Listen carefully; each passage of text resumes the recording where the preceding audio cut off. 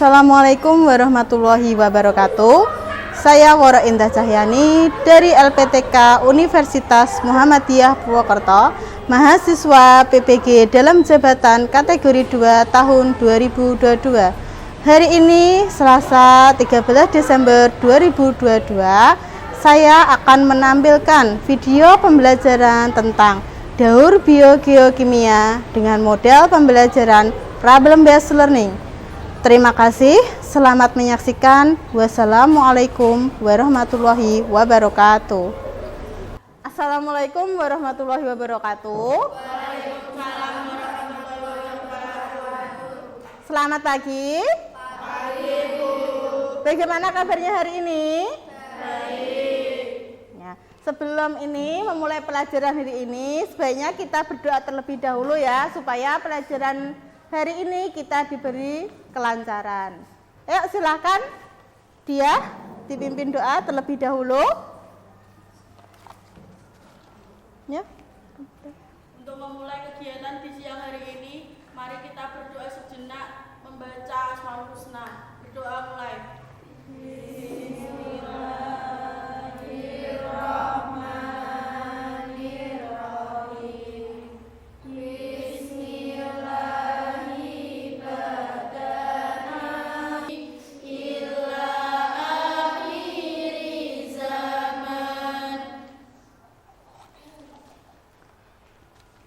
Ibu lanjutkan itu ya untuk presensi, karena kan biasanya ada yang tidak masuk. Coba Ibu presensi dulu dari awal. Adinatul, Alfia, nggak masuk. Amarta, Arma Eka, Zafa. Ya, nanti yang tidak masuk kita doakan saja ya, semoga cepat sembuh bagi yang sakit. Untuk kemudian ini silahkan ya, HP-nya diletakkan dulu. Kita akan mulai pembelajaran hari ini. Coba, kemarin kan Bu Woro juga sudah mengajarkan tentang ekosistem di sub materi aliran energi. Kemarin aliran energi ada apa saja? Yang ada produsennya, ada konsumennya, itu masuk di apa itu? Rantai makanan. Selain itu yang lebih kompleksnya, yang lebih banyak dari kumpulan beberapa rantai makanan apa? Jaring-jaring makanan. Kemudian ya, kenapa ini kita membahas lagi untuk di ekosistem? Karena ada satu materi yang belum kita bahas, ini materi di daur biogeokimia. Ini berhubungan dengan ekosistem, karena daur biogeokimia ini juga yang membuat ekosistem kita itu menjadi seimbang. Kemarin kan sudah mempelajari tentang konsumen, produsen, dan lain sebagainya di rantai makanan, kemudian dilanjutkan yang ini. Nah, di sini ya, di daur biogeokimia ini masuknya kan masih ini di aspek makhluk hidup dan lingkungannya. Seperti biasa, kemarin karena ekosistem ini masuk di proyek IPAS, otomatis di sini ada 3 elemen kompetensi yang harus dikuasai oleh murid. Mulai dari ini, ya, literasi saintifik, yaitu menjelaskan fenomena secara ilmiah. Kemudian nanti kalian bisa mendesain, terus mengevaluasi penyelidikan ilmiah sampai nanti menerjemahkan data serta bukti secara ilmiah. Kemudian untuk yang di kategori materinya ini, karena ini tadi membahas daur biogeokimia, maka di sini harapannya nanti peserta didik bisa menjelaskan fenomena yang terjadi di lingkungan. Ini masuk pada kategori aspek makhluk hidup dan lingkungannya. Kemudian di sini, sebelum memulai pelajaran yang lebih jelasnya, nanti kita akan diskusi dan presentasi dan sebagainya. Ini Bu Woro punya video tentang daur biogeokimia. Coba diperhatikan dulu ya. Daur biogeokimia itu yang seperti apa? Coba dilihat dulu ya.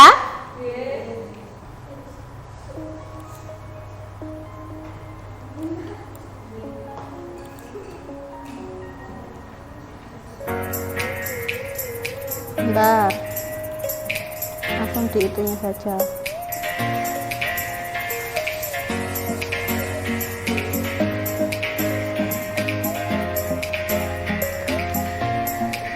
Udah, diperhatikan dulu videonya, coba dilihat nanti. Nah, itu masuk di siklus biogeokimia.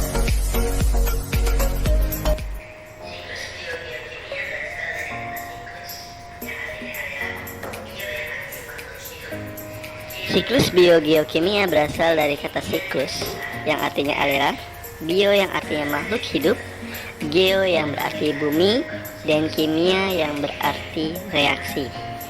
Berdasarkan definisi tersebut, dapat kita artikan bahwa siklus biogeokimia berarti aliran zat atau materi dari makhluk hidup ke lingkungan kembali lagi ke makhluk hidup karena adanya suatu reaksi.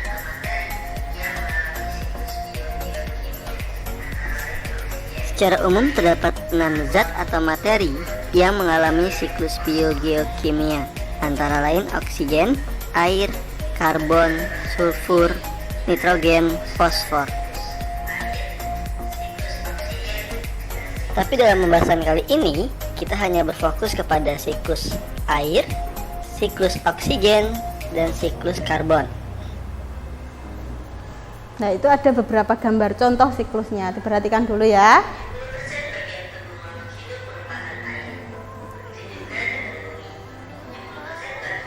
70% bagian tubuh makhluk hidup merupakan air. Begitu juga dengan bumi. 70% bagiannya adalah air, baik di darat, laut, ataupun udara. Air yang dalam bentuk cair, baik dalam tubuh makhluk hidup ataupun di bumi, akan terus mengalami penguapan dan berubah wujud dalam bentuk gas menuju atmosfer. Kemudian uap air akan mengalami kondensasi sehingga terbentuklah awan yang secara kontinu terus mengalami kondensasi hingga akhirnya awan tersebut jenuh dan mengalami presipitasi.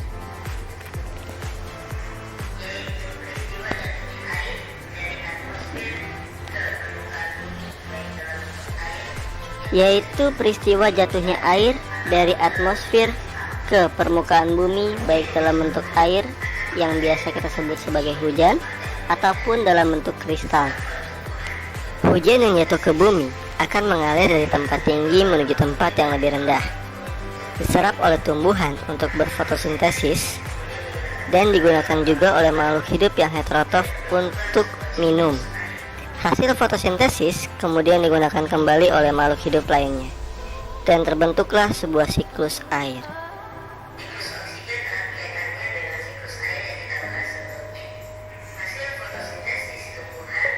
Siklus oksigen erat kaitannya dengan siklus air yang kita bahas sebelumnya. Hasil fotosintesis tumbuhan berupa oksigen digunakan makhluk hidup untuk bernafas. Di dalam tubuh, O2 akan digunakan sebagai bahan bakar makanan untuk menghasilkan energi. Dan sisa hasil pembentukan energi tersebut berupa karbon dioksida akan dikeluarkan melalui proses pernafasan. Kemudian, karbon dioksida yang dihasilkan dari hasil pernafasan ataupun hasil pembakaran pabrik akan digunakan kembali oleh tumbuhan sebagai bahan bakar fotosintesis, dan terbentuklah siklus oksigen.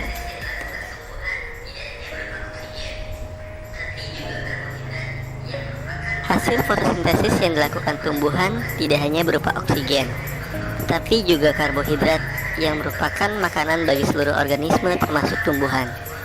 Organisme heterotrof akan memperoleh makanan dengan memakan organisme lain. Herbivora atau omnivora akan memakan tumbuhan yang merupakan produsen, sedangkan karnivora atau omnivora akan memakan herbivora. Dalam rantai makanan ini akan terjadi perpindahan karbohidrat dari produsen sampai ke karnivora.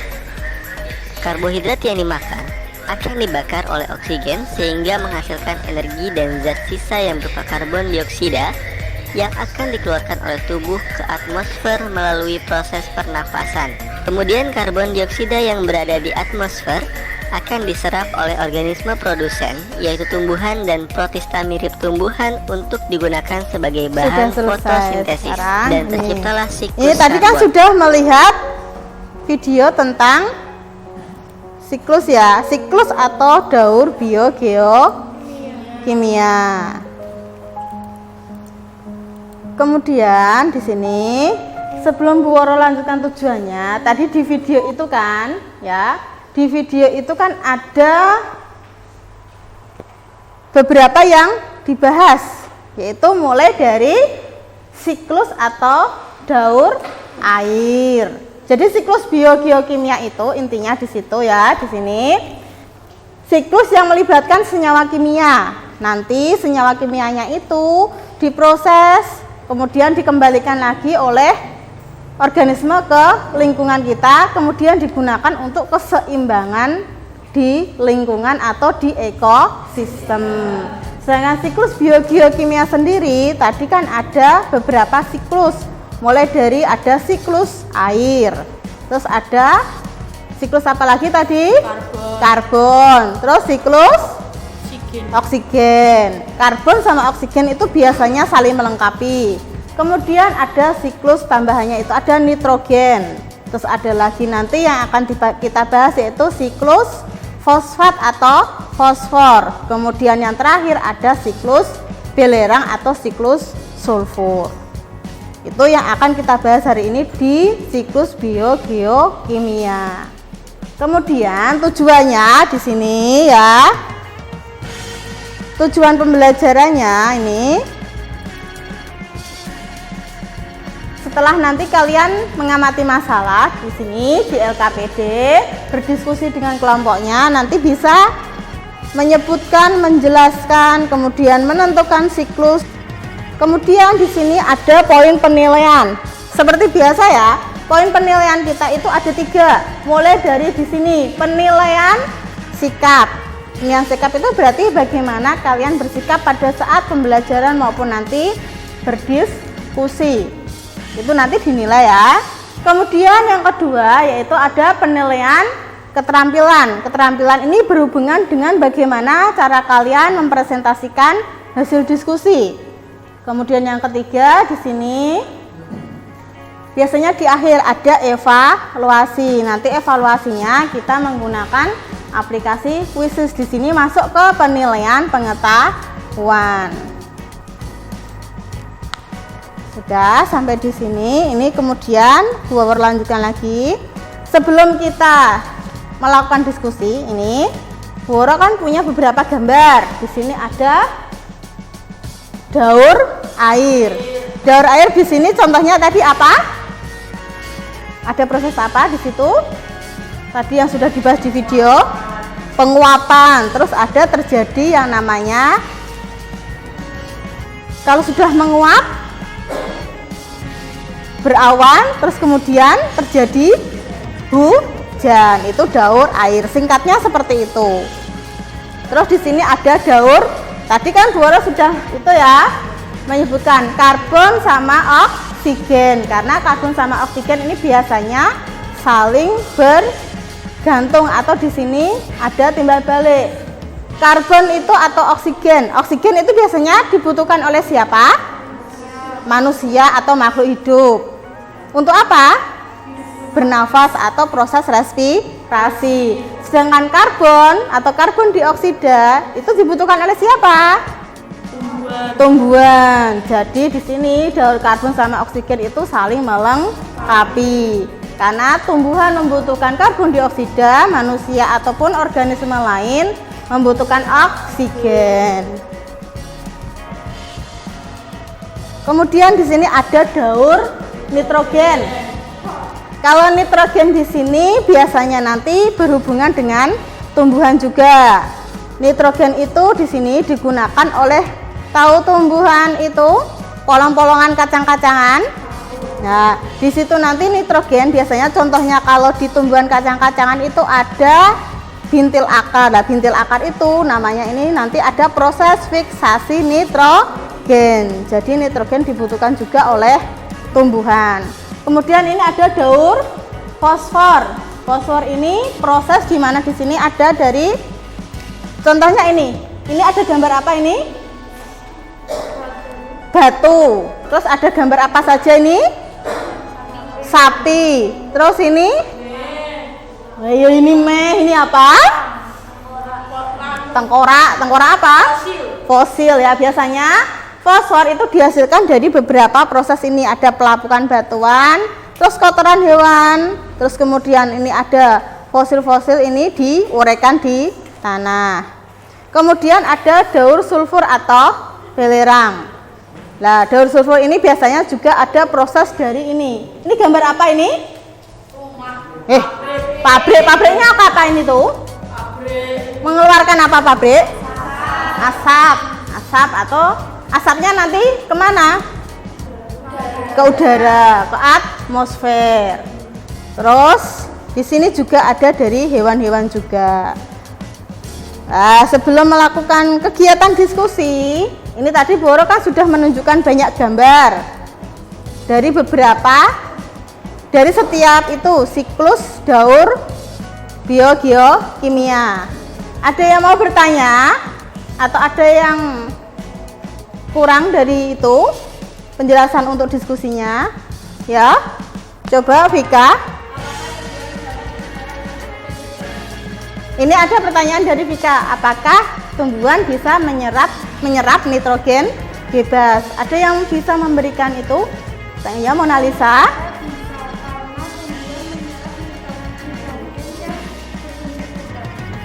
Ini jawaban dari Mona Lisa, karena tumbuhan bagaimana tadi? Tumbuhan menyerap nitrogen dalam bentuk nitrat. Tadi Vika bertanya tentang nitrogen, berarti berhubungan dengan daur nitrogen. Terus ada lagi yang mau bertanya? Ya? Ada daur karbon, jika tingkat karbon dioksida Tiara. di udara banyak dan melebihi kapasitas, apakah berpengaruh terhadap lingkungan? Ada yang bisa menanggapi pertanyaannya? Ya, Okta? Menurut pendapat saya, Ya, agak keras, kenapa kamu? dia berpengaruh karena semakin banyak karbon dioksida maka udara di langit semakin panas dan bisa menyebabkan polusi. Ya, karena di sini udara, kalau di udara itu semakin banyak, itu menyebabkan udara semakin panas di bumi dan bisa menyebabkan polusi atau pencemaran. Sehingga di sini dari beberapa kasus tersebut itu kan mengganggu keseimbangan ekosistem, ya kan? Nah, di sini nanti Boro punya permasalahan tentang daur biogeokimia yang ada di ekosistem, nanti dipecahkan dengan kelompoknya, berdiskusi dan presentasi. Tapi sebelumnya di sini untuk kegiatannya, ya. Ini untuk kelompoknya. Kelompok diskusi. Kelompok yang pertama ini ada Mona Lisa, Merla, Reva, sama Siti Alia. Kelompok 2 Erlina, Arma, Alfia Desti. Sampai ke kelompok ke-8 ada Reni, Diah Ayu Putri, Vika, sama Diah Ayu. Oh iya, Diah Ayu Pratiwi, lupa. Sampai ke Diah Ayu Melani. Silahkan nanti berkelompok dulu dengan kelompoknya.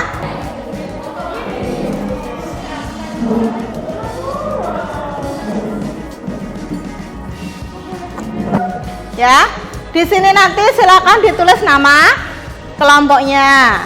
Terus kemudian di sini ada capaian tujuan pembelajaran kali ini.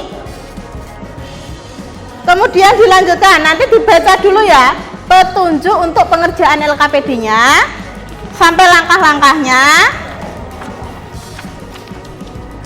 Terus ini baru kegiatan diskusinya. Kegiatan diskusi nanti silahkan diisi sampai ke yang terakhir, silahkan membuat kesimpulan. Sampai di sini jelas? Ya. Untuk bahan ajarnya nanti Bu Wora kirimkan melalui WA Group ya, karena nanti berbentuk flipbook online, jadi kalian bisa membuka melalui smartphone masing-masing. Sudah jelas untuk penjelasan Bu Wora tentang LKPD-nya? Sudah. Kelompok 1 mana?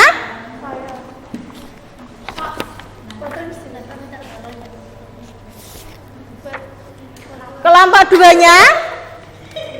Kelompok 2? Loh, sendirian kamu. Dua. Nanti enggak, itu maksudnya nanti kalau presentasi silahkan ya, 1 atau 2 orang.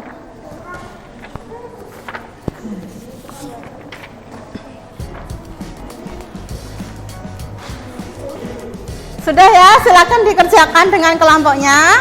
Bu Wara beri waktu sekitar 20 menit untuk menyelesaikan.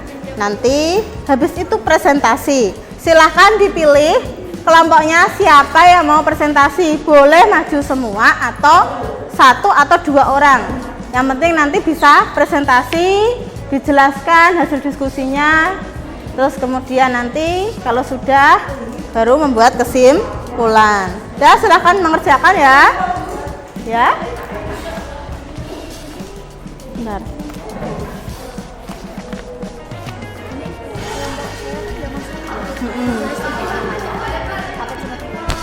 Terus itu kelompoknya nggak apa-apa. Kamu kelompok siapa? Kelompok 2. Berarti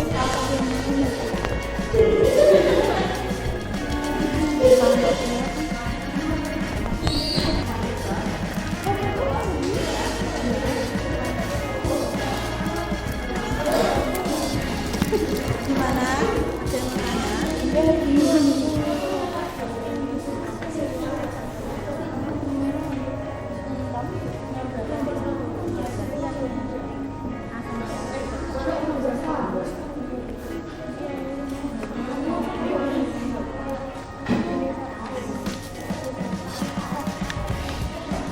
Kelompok 5, sebentar.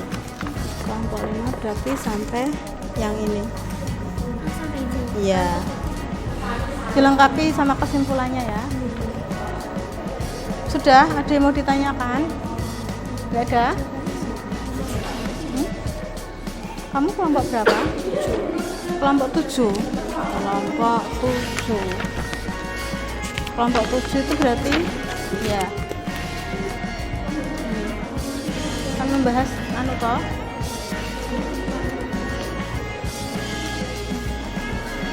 Ya ditulis ya. Ini maksudnya nanti kesimpulannya ditulis. Ini kan udah, nanti kalau udah ketemu jawabannya tinggal ditulis di sini.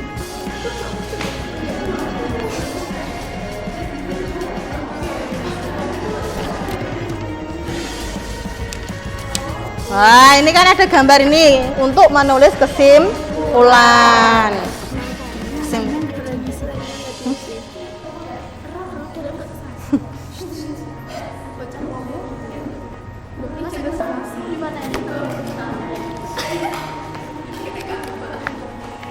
Sudah ya, disiapkan untuk kelompoknya yang mau maju untuk membahas hasil diskusi untuk presentasi hari ini.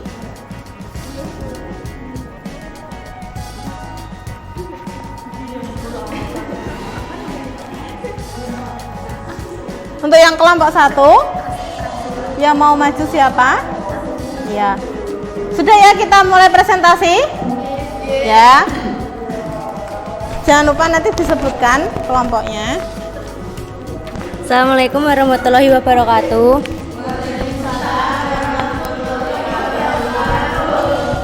Saya dari kelompok 1, nama kelompok saya Siti Alia, Merla Nuraini, Mona Lisa Yunia Priyana Sari, dan Revalina Azahra. Kami akan menjawab soal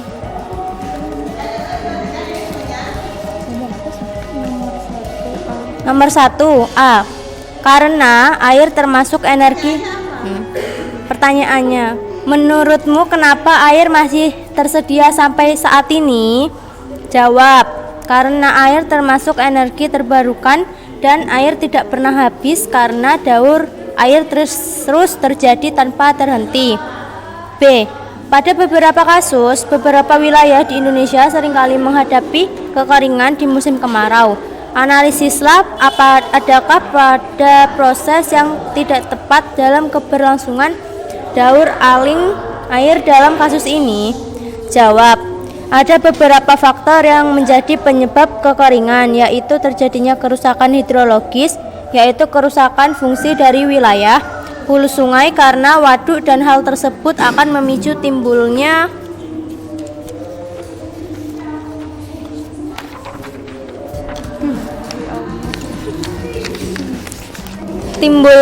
kekeringan saat datangnya musim kemarau.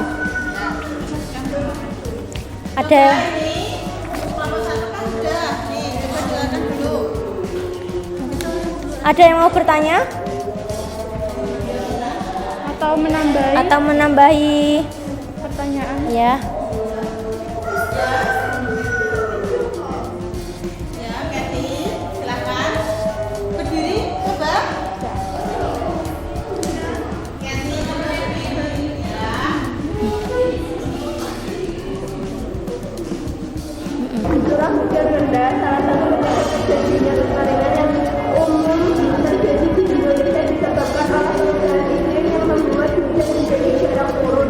Rendahnya curah hujan tersebut diakibatkan rendahnya tingkat produksi uap air dan awan apabila saat hujan yang turun sangat sedikit, maka musim kemarau akan menjadi semakin lama dan kekeringan akan melanda.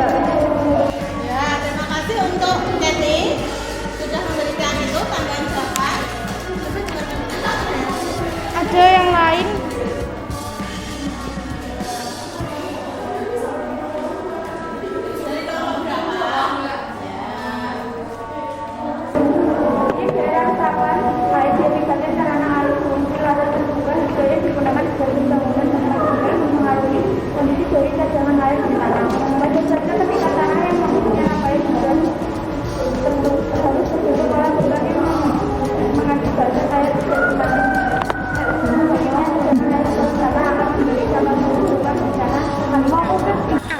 Terima kasih untuk kelompok 2 sudah itu ya memberikan tadi tambahan jawaban. Ada yang mau bertanya lagi atau menambahi jawaban? Nanti silakan dulu. Sekian dari kelompok kami. Wassalamualaikum warahmatullahi wabarakatuh. Waalaikumsalam warahmatullahi wabarakatuh.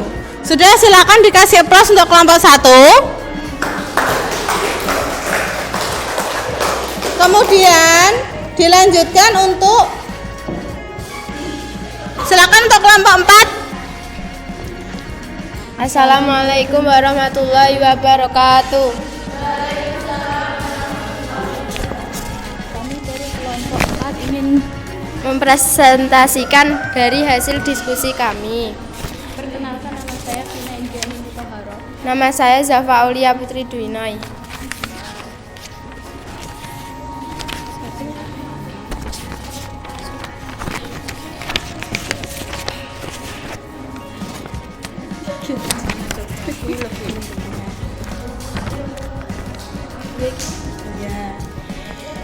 Pertanyaan, saat kita bernafas, kita akan mengeluarkan karbon dioksida ke udara. Penggunaan bahan bakar fosil dan aktivitas industri juga merupakan sumber karbon yang ada di sekitar kita. Senyawa CO2 merupakan bentuk senyawa karbon anorganik yang terdapat di atmosfer. Karbon merupakan unsur penyusun makhluk hidup.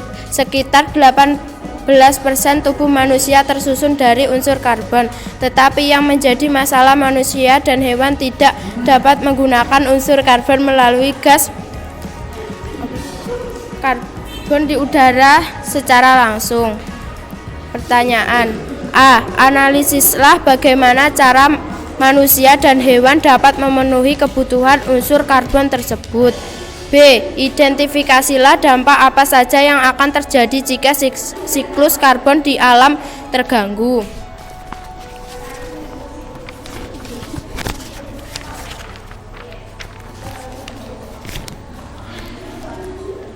Jawaban untuk poin A. Manusia dan hewan memenuhi kebutuhan unsur karbon dengan proses transfer dari tumbuhan. Adapun hal tersebut dapat terjadi melalui siklus karbon.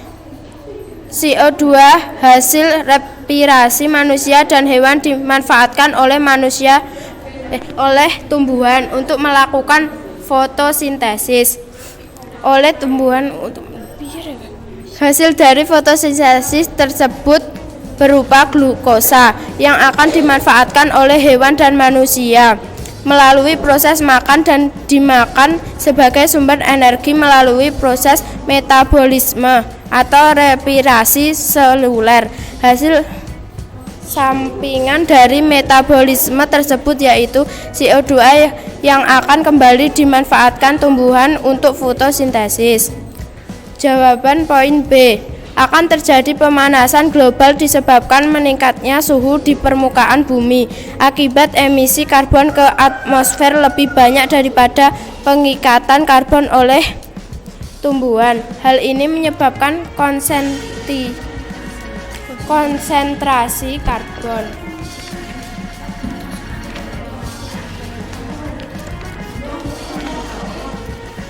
Ada yang ingin menambahi jawaban atau bertanya? Coba ini dari kelompok 4, ada yang mau menambah jawaban ataupun yang bertanya? Tidak? Kalau tidak silakan ditutup. Sekian dari kelompok kami. Wassalamualaikum warahmatullahi wabarakatuh.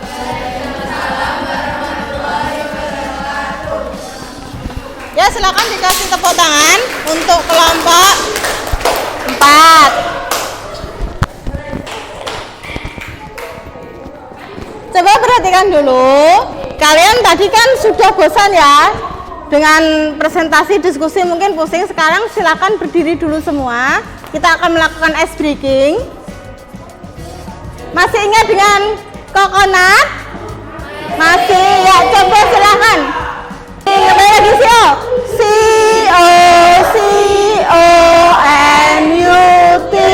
Sekali lagi N-U-T. Sudah, silahkan duduk kembali, sudah meregang. Sudah, tadi kan sudah presentasi, sudah melakukan ice breaking, agak cair ya suasananya. Kita akan melanjutkan pelajaran hari ini ya. Tadi kan sudah ada yang membahas tentang beberapa permasalahan yang ada di daur biogeokimia melalui proses hasil diskusi. Kemudian tadi ada yang menanggapi juga. Nah, setelah itu nanti di sini sebentar.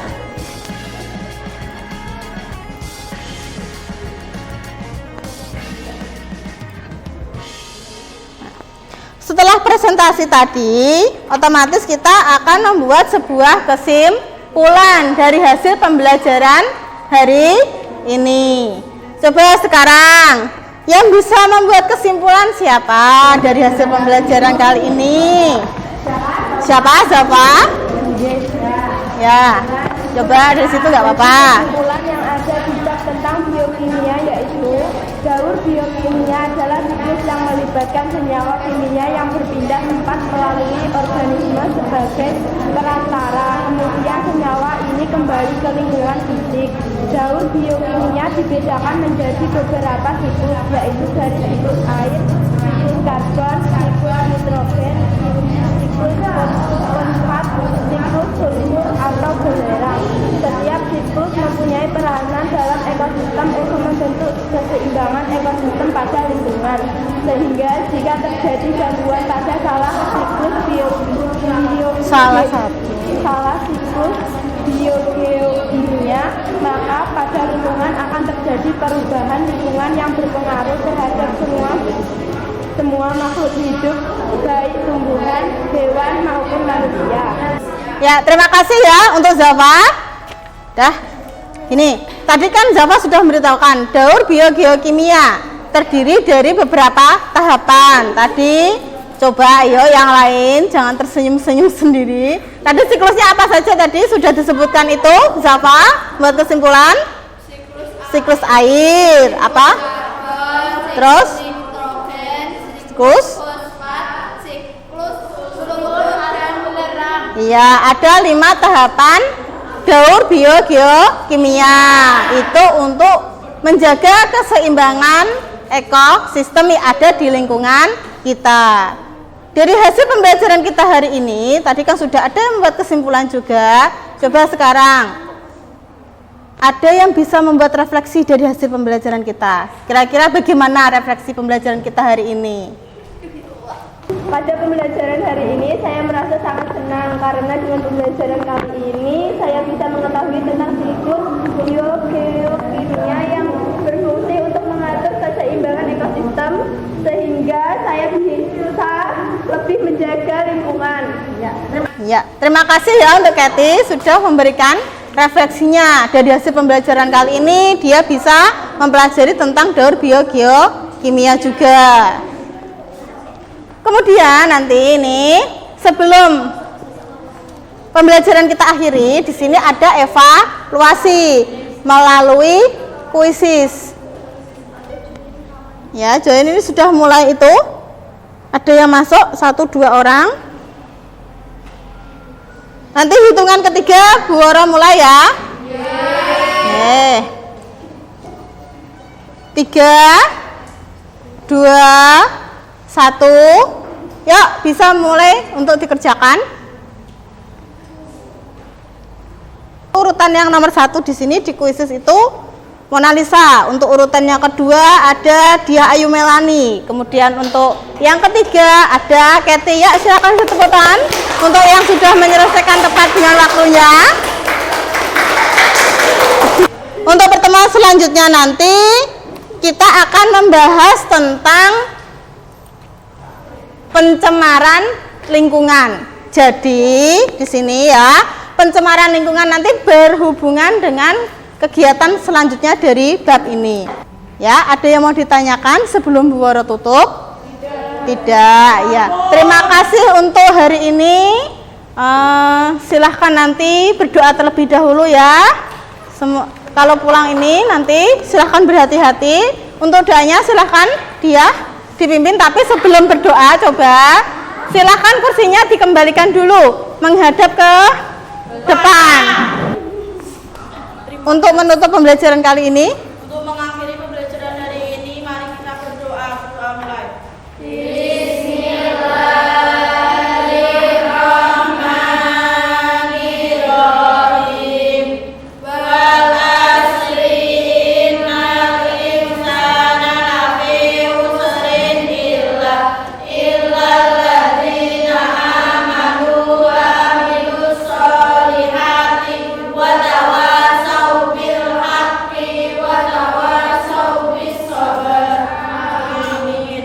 wassalamualaikum warahmatullahi wabarakatuh. Berhati-hati ya pulang.